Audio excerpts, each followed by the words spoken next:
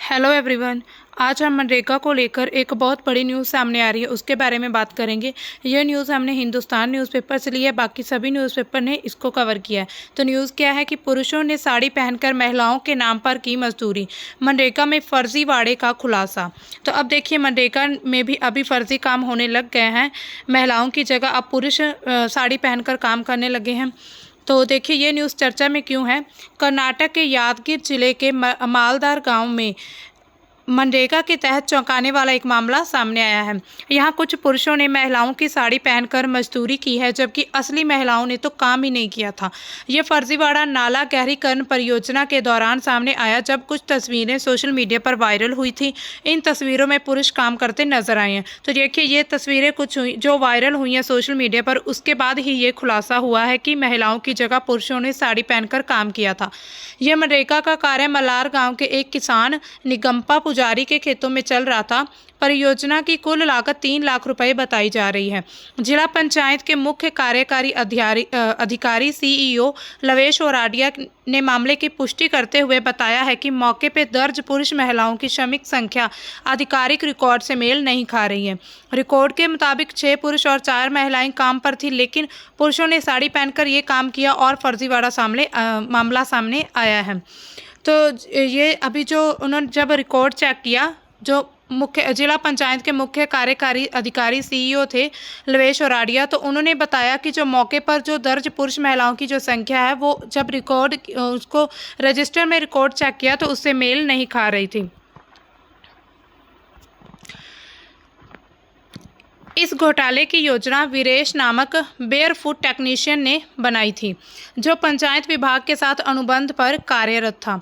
जो पंचायत विभाग के साथ ही कॉन्ट्रैक्ट पर काम करता था, बेयरफुट टेक्नीशियन, उसे तत्काल प्रभाव से निलंबित कर दिया गया है। सीईओ ने बताया कि इस संबंध में फरवरी में ही शिकायतें मिली थी, उस पर कार्रवाई शुरू हो गई थी। उन्होंने ये भी स्पष्ट किया है कि इस परियोजना के तहत अब तक किसी को मजदूरी का भुगतान नहीं किया गया है। तो अभी सीईओ का दावा है कि जब जितनी भी उन्होंने मजदूरी की है उसका भुगतान नहीं किया गया है, जितने भी यहाँ पर फर्जी लोग पाए गए हैं।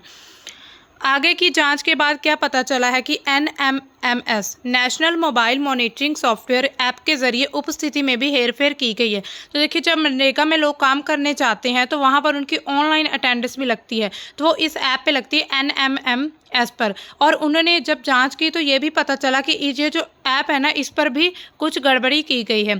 फर्जी तस्वीरें अपलोड करके वास्तविक मजदूरों की जगह गलत लोगों को हाजिर किया गया है, जिससे महिलाओं के नाम पर फर्जी भुगतान किया जा सके। तो देखिए, जब तक ऑनलाइन पर जो महिलाओं का नाम है वो ही महिलाएं जब तक काम करने नहीं आएंगी तो उनको भुगतान नहीं किया जाएगा। तो इसी वजह से उन्होंने एक लंबी प्लानिंग बनाई थी कि ऐप पर भी उन्होंने अपनी उपस्थिति, जो फर्जी उनकी उपस्थिति थी, वो बनाई गई थी और उसके बाद उनका भुगतान आसानी से हो। इसी वजह से ऐप का जो पूरा सिस्टम है ना, उसमें भी हेरफेर की गई है। मलार गांव के पंचायत विकास अधिकारी चन्नबसपा ने खुद को इस मामले से अलग करते हुए कहा कि मुझे इस फर्जीवाड़े की जानकारी ही नहीं थी। जैसे ही मामला सामने आया, मैंने वीरेश कर्मचारी को निलंबित कर दिया था। तो जो पंचायत विकास के जो मेन जो प्रधान होते हैं, इस मनरेगा स्कीम के जो गांव में प्रधान होते हैं, तो उन्होंने बताया कि मुझे इसकी जानकारी नहीं थी और जैसे ही पता चला तो मैंने वीरेश कर्मचारी को निलंबित कर दिया था। इस घटना के बाद स्थानीय महिलाओं में भी भारी नाराजगी है। उन्होंने इसे परिश्रम और अधिकारों के साथ धोखा करार दिया है। अब देखिए, महिलाओं के साथ धोखा हुआ ही है, क्योंकि जब वो काम पर नहीं गई तो उनकी जगह पर और पुरुष जाकर उन्होंने साड़ी पहनकर काम किया, और ऐसे में तो उनका भुगतान भी वो असली महिलाओं को नहीं मिलेगा, उन पुरुषों को मिला होगा। तो इसी तरह से महिलाएं बहुत नाराज हैं। महिलाओं ने कहा कि ये मनरेगा जैसी ग्रामीण योजना का दुरुपयोग और महिला श्रमिकों का अपमान है। उन्होंने कहा कि ये जो ग्रामीण योजनाएं चल रही हैं तो इसका दुरुपयोग किया जा रहा है और जो महिला श्रमिकें हैं उनका भी अपमान किया जा रहा है ऐसे काम करके। तालुक पंचायत कार्यकारी अधिकारी रामपा डोडुमनी ने मजूर ग्राम पंचायत में एक अन्य नाला सफाई परियोजना का निरीक्षण किया था और ग्रामीणों से योजना का लाभ उठाने की अपील की थी। उन्होंने बताया कि वित्तीय वर्ष 2025-26 के लिए मनरेगा मजदूरी दर 349 से बढ़कर 370 रुपीज़ कर दी गई, जो कि 1 अप्रैल से प्रभावी है। तो उन्होंने बताया कि नेक्स्ट मतलब अभी जो फाइनेंशियल ईयर 25-26 है तो उसमें मजदूरी बढ़कर 370 रुपये कर दी गई है। पहले 349 रुपये होती थी 349 रुपीज़ थी, लेकिन अब 370 रुपये हो गई है। तो ये 1 अप्रैल से ये शुरू की गई है ये मजदूरी। अब देखिए मनरेगा है क्या, इसके बारे में हम इतनी बात कर रहे हैं तो आखिर मनरेगा स्कीम क्या है, इसके तहत किन लोगों को लाभ होता है और इसका उद्देश्य क्या है, ये किसने शुरू किया था और क्यों किया था। तो अब देखिए पहले तो मनरेगा का फुल फॉर्म क्या है। महात्मा गांधी राष्ट्रीय ग्रामीण रोजगार गारंटी अधिनियम भारत सरकार की एक प्रमुख योजना है, जिसे 2 अक्टूबर 2009 को विधान द्वारा अधिनियमित किया गया था। इसका मुख्य उद्देश्य है ग्रामीण क्षेत्रों में रहने वाले लोगों को रोजगार देना और उनकी आजीविका को सुरक्षित करना। जो गांव में लोग रहते हैं जिनके पास कोई काम नहीं है तो उनको रोजगार देने का एक अच्छा जरिया और अच्छा प्रोजेक्ट चलाया गया।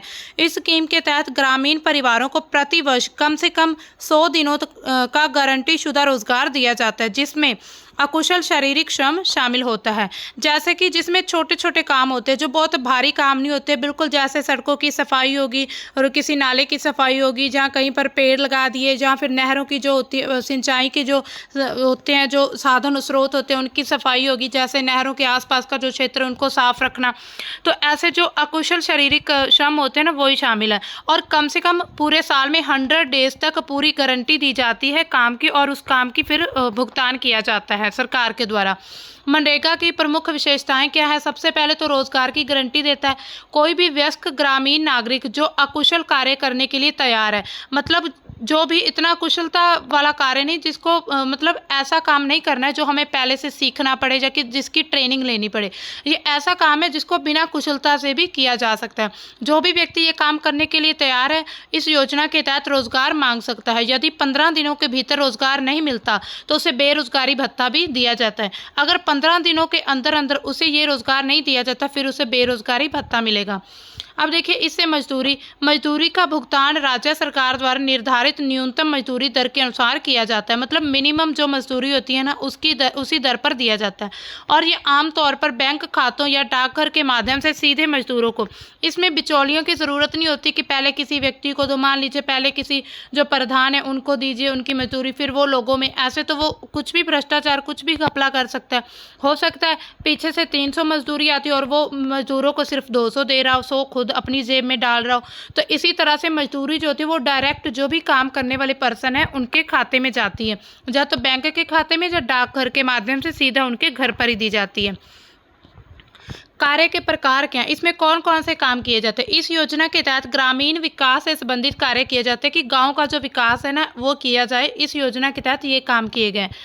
कौन से काम है। सड़क निर्माण, जैसे कि सड़क बनाने का काम, जल संरक्षण और सिंचाई सुविधाएं, वृक्षारोपण, ग्रामीण बुनियादी ढांचे का विकास, बाढ़ नियंत्रण कार्य। तो ये सभी कार्य शामिल है जो कि मनरेगा वाले लोग करते हैं। महिला सशक्तिकरण, इसमें इस कम से कम 1/3 रोजगार महिलाओं के लिए आरक्षित किया होता है, मतलब 1/3 मतलब 3 में से 1 महिला ज़रूर होनी चाहिए, 3 पुरुषों में से 1 महिला। तो इट मीन्स कि ये महिलाओं को भी ये एक रोजगार देने का अच्छा अवसर है।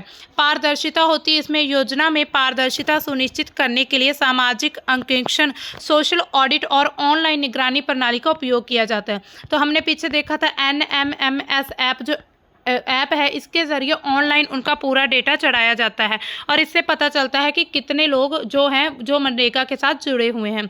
इसमें जॉब कार्ड भी मिलता है। प्रत्येक पंजीकृत परिवार को एक जॉब कार्ड जारी किया जाता है, मतलब पूरे एक परिवार को एक कार्ड मिलता है जिसमें उनके द्वारा किए गए कार्य और मजदूरी का विवरण दर्ज होता है।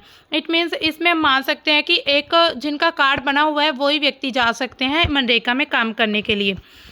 अब देखिए मनरेगा का महत्व क्या है, ये क्या मनरेगा से क्या कुछ होगा, इसकी क्या इम्पोर्टेंस क्या है। भारत में ये जो काम चल रहा है आज ये पूरे भारत में चल रहा है। मनरेगा स्कीम है जो पूरे भारत में है, हर एक गांव में, छोटे से छोटे बड़े से बड़े गांव में। तो इसकी इम्पोर्टेंस क्या है। ग्रामीण गरीबी और बेरोजगारी को कम करने में ये मदद करता है। बिल्कुल बेरोजगारी से कम होती है, जो लोग घर पे वेले रहते हैं वो भी ये काम कर सकते हैं। ग्रामीण बुनियादी ढांचे के विकास को बढ़ावा देता है। हाँ देखिए, अब जब गांव के इतने मतलब ये जो काम करवाए जाएंगे, जो भी काम हमने पीछे देखे थे, तो उससे क्या होगा, गाँव का विकास होगा।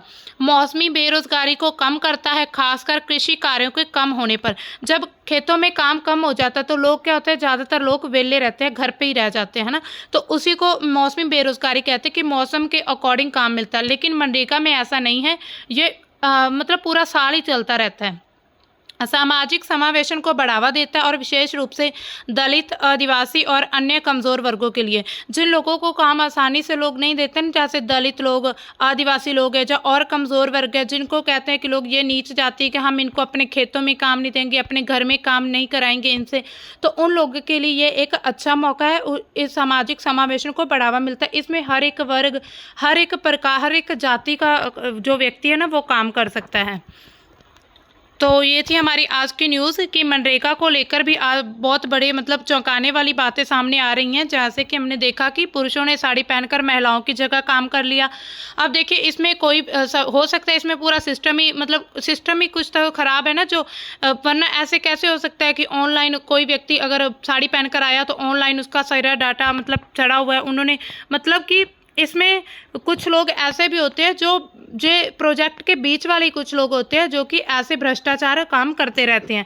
इससे क्या होता है, जो महिलाओं का अधिकार है उसका अपमान किया गया, उनको अधिकार नहीं मिल पाते हैं। तो ये जो स्कीम होती है ना, ये तो वैसे तो ये लोगों की भलाई के लिए शुरू की जाती है, लेकिन लोग इन स्कीम का भी बहुत गलत यूज़ करते हैं।